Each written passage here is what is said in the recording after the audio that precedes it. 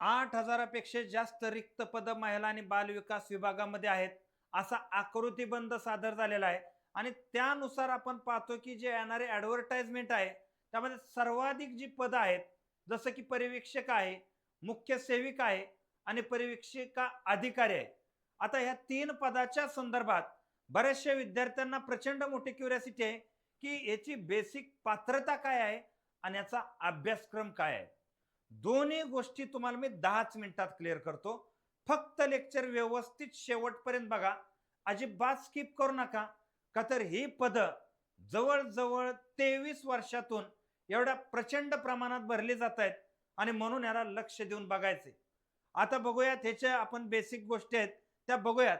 पहिल्यांदा याची पात्रता काय आहे ते तुम्ही लक्षात घ्या, म्हणजे जेणेकरून तुम्हाला अभ्यासाला प्लॅनिंग सोपी आहे. तर पहिला मुद्दा लक्षात घ्या.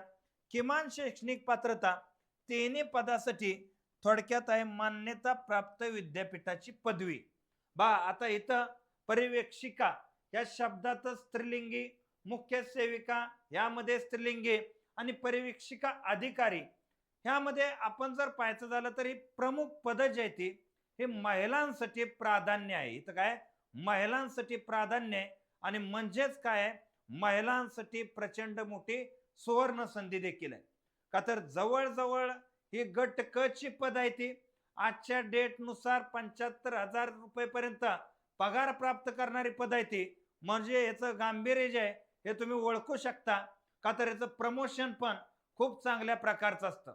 तर त्या अगोदर एक गोष्ट सांगतो, ती गोष्ट लक्षात घ्या की जसं की आपण पाहतो एखाद्या परीक्षेला एखादं योग्य मार्गदर्शन गरजेचं आहे. तुम्हाला हा 1499 मध्ये बॅच आहे आणि ही बॅच अशी आहे की उद्या चालून ही पद एमपीएससी न जरी भरली तरी त्याला काय लय मोठा अवधी नाही. या ठिकाणी या 5-6 महिन्यातच हे सगळा कार्यक्रम होणार आहे. तरी सुद्धा तुम्हाला सांगतो सिलेबस हाच आहे, जो चेंज होईल तो तुमच्या ह्याच बॅच मध्ये दिला जाईल. म्हणून आजपासून आतापासून ज्याला महिला बाल विकास विभागाची तयारी करायची ना त्यांनी या बॅचला अवश्य जॉईन करा. डिस्क्रिप्शन मध्ये ऍपची लिंक आहे. काय प्रॉब्लेम आला तर या 7038 155 255 वरती कॉल करा. आता बघूयात आपण या पदाच्या संदर्भातली अतिशय व्यवस्थित अशी माहिती. पहिल्यांदा याची पात्रता अशी आहे की तिन्ही पद बघा 3148 जवळजवळ रिक्त पद आहेत पर्यवेक्षिकेची. मुख्य सेविका 751 आहेत. पर्यवेक्षिका अधिकाऱ्याची 289 पद आहेत आणि या तिन्ही पदाला मान्यता प्राप्त विद्यापीठाची काय पाहिजे पदवी पाहिजे. म्हणजे बेसिक ग्रॅज्युएशन वरती ही पद भरली जातात. एक्झामच्या टायमिंगला यामध्ये थोडासा चेंज एक्सपेक्टेड असू शकतो, पण एवढा काय असणार नाही.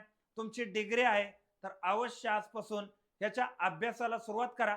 का तर अभ्यासक्रम काय अभ्यासक्रम असा लय मोठा काहीतरी रॉकेट सायन्स आहे अशातला काय प्रकार नाही. पहिलं तर ही जी परीक्षा आहे ही 200 मार्काची होती. आता पाठीमागे ही परीक्षा घेतली होती टीसीएस न. कोणी घेतलेली होती टीसीएस न. आता टीसीएसचा पॅटर्न काय होता आणि उद्या एक लक्षात घ्या एमपीएस सुद्धा तांत्रिक गट सेपरेट करायचं चाललेलं आहे. याचा अर्थ पॅटर्न ह्याच पद्धतीचा राहणार की पॅटर्न काय ह्याच पद्धतीचा राहणार. ही गोष्ट लक्षात घ्या. ह्यामध्ये आपण पाहतो की मराठीमध्ये 30 गुण, इंग्रजीमध्ये 30 गुण, सामान्य ज्ञान 30 गुण, बुद्धिमत्ता 30 गुण आणि महिला बाल विकासाच्या संदर्भातले जे मुद्दे आहेत ते तुम्हाला सांगतो कोणते ते. एका अभ्यासात तिन्ही पदांचा अभ्यास होतो. म्हणून व्यवस्थितरित्या बघा 200 मार्काचा पेपर 80 प्रश्न हे कशावर आहेत महिला व बाल विकास विभाग ह्याच्या रिलेटेड. तुलनात्मकरित्या तुम्हाला मी समजून देतो, ते तुलनात्मकरित्या तुम्ही चांगलं लक्षात घ्या. या ठिकाणी बघा तुलनात्मक म्हणजे साधारणतः जर आपण पाहायचं झालं तर पहिलं कामाचं स्वरूप ध्यानात घ्या. पर्यवेक्षिका कुणाला म्हणायचं बरोबर आहे ना. आता त्याचं पर्यवेक्षिकेच्या संदर्भात जर आपण विचार केला तर नेमकं काम काय असतं. अंगणवाडी क्षेत्रीय देखरेख म्हणजे अंगणवाडी आपण पाहतो सेविका आहे ना त्यांच्यावरती मॉनिटरिंग करण्याचं काम पर्यवेक्षिकेचं असतं. त्याच्याबरोबर आपण पाहतो मुख्य सेविकेचं काम काय असतं केंद्रीय व्यवस्थापन समन्वय. म्हणजे या ठिकाणी आपण पाहतो की मुख्य सेविका आता या ठिकाणी जर एकंदरीत पाहायचं झालं, केंद्र व्यवस्थापन आणि समन्वय नोंदणी म्हणजे क्षेत्रीय आणि प्रशासकीय जबाबदारी समान, म्हणजे या दोन्हीची जबाबदारी अशी आहे की जे सरकारी हॉस्पिटल वगैरे असतात ना, त्या ठिकाणी ह्यांची काम आहेत, ह्यांची अंगणवाडीच्या संदर्भातली काम आहेत आणि पर्यवेक्षिका अधिकारी, थोडक्यात या दोन्हींवरती कमांड ठेवणाऱ्या या महिला बालविकास म्हणजे यातून जे काय एक्स्ट्राची कामं राहतात, थोडक्यात त्यांच्या कार्यामध्ये येणारे कार्य सुलभ करण्याचं काम आहे पर्यवेक्षिका अधिकाऱ्याचं.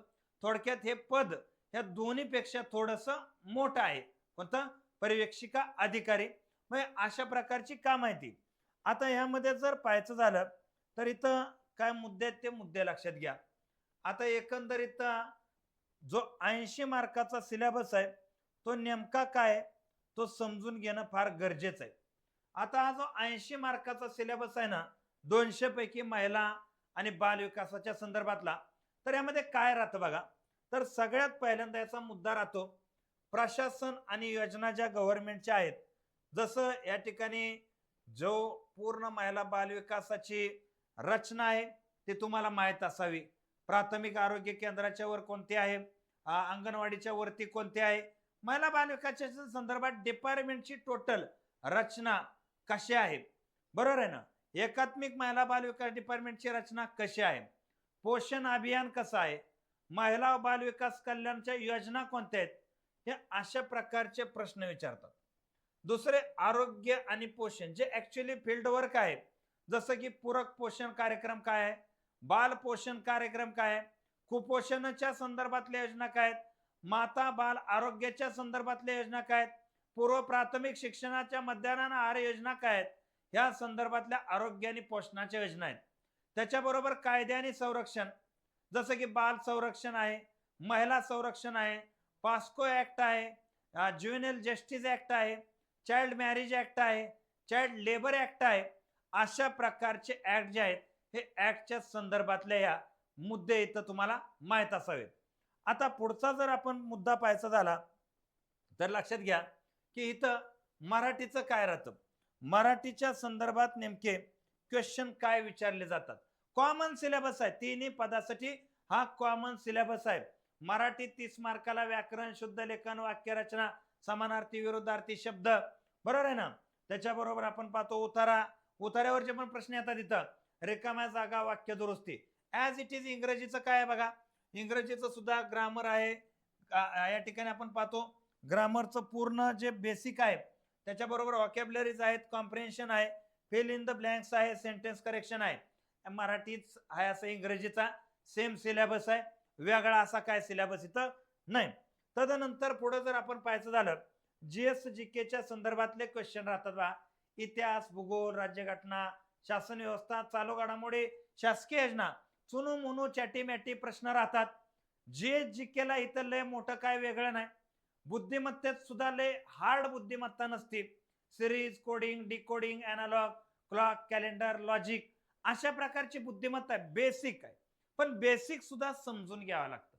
समजून घेतलं तर ते बेसिक आहे, नाहीतर हे समजून जर नाही घेतलं तर हे बेसिक सुद्धा भरपूर बोकांडी बसतं.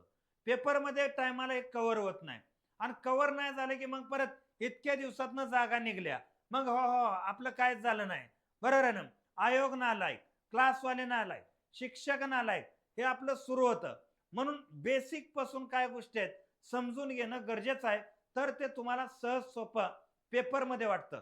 सगळ्यात महत्वाचा पॉइंट काय येतं तर महिला बाल विकासाच्या संदर्भातल्या ज्या योजना आहेत 80 मार्काचा जो भाग आहे तो भाग तुम्हाला इथं सगळ्यात इम्पॉर्टंट भाग म्हणून आपण इथं ओळखत असतो. आता लक्षात घ्या की एकंदरीत यांची कामं जे आहे तर या ठिकाणी आपण पाहतो कसं असतं बघा. सिलेबस तुम्ही सेम पाहिला, दुनियादारी सेम पाहिली, पण परीक्षामध्ये वेगवेगळा पेपर येतो. आता वेगवेगळा पेपर आला की पदानुसार पर्यवेक्षकावरती तुम्ही अभ्यास करत असेल ना, तर क्षेत्रीय देखरेख, अंगणवाडीचं पर्यवेक्षण, त्याच्या अचूक नोंदी, त्याचे अहवाल, ह्या संदर्भात जे 80 मार्क आहेत ना त्याच्यावर फोकस आहे.